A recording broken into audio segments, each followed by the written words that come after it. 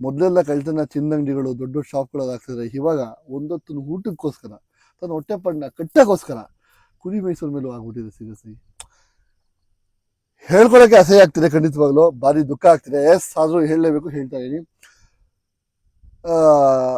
ಬಹಳ ಹಳ್ಳಿಗಳಾದಂಥ ಪ್ರಾಂತ್ಯಗಳಿಂದ ಕುರಿ ಮೇಯಿಸಕ್ಕೆ ಊರೂರಿನ ಮೇಲೆ ಅಲೆಮಾರಿ ಜನ ಹೋದಾಗ ಪಾಪ ಅವ್ರನ್ನು ಬಿಡದೆ ಕುರಿ ಕಳ್ತನ ಮಾಡೋ ನೆಪದಲ್ಲಿ ಅವ್ರನ್ನ ಸಾಯಿಸಿ ಎಲ್ಲಾ ಕುರಿನ ಕದ್ದು ಅವ್ರ ಆತ್ಮಕ್ಕೂ ಶಾಂತಿ ಸಿಗದೆ ಅವ್ರನ್ನ ಅನಾಥ ಹೆಣಗಳನ್ನ ಮಾಡಿ ಬಿಟ್ಟೋಗಿರೋ ನೋವಿನ ಕಥೆ ಇದು. ಖಂಡಿತವಾಗ್ಲು ಅವ್ರು ಹೇಳ್ತಿರ್ಬೇಕಾದ್ರೆ ಕಣ್ಣಲ್ಲಿ ಒಂದ್ ಸೆಕೆಂಡ್ ನೀರೆಲ್ಲ ರಕ್ತನೇ ಬರ್ತಿತ್ತು. ನಮ್ಗೆ ಯಾರಿಲ್ಲ, ಅವ್ರನ್ನೇ ಆಧಾರ ಮಾಡ್ಕೊಂಡಿದ್ದು, ಯಾರಿದ್ದಾರೆ ನಮ್ಮ ಜೊತೆ ಇವಾಗ ಅಂತ ಕೇಳ್ತಿದ್ದಾಗ ಒಂದು ಸೆಕೆಂಡ್ ಭಗವಂತ ಕಣ್ಣು ಮುಚ್ಕೊಂಡಿದ್ಯಾ ಅಂತ ಆ ಪರಮಾತ್ಮನೇ ಪ್ರಶ್ನೆ ಮಾಡೋ ಅಷ್ಟು ದುಃಖ ಆಗಿತ್ತು ನನಗೆ. ಖಂಡಿತವಾಗ್ಲು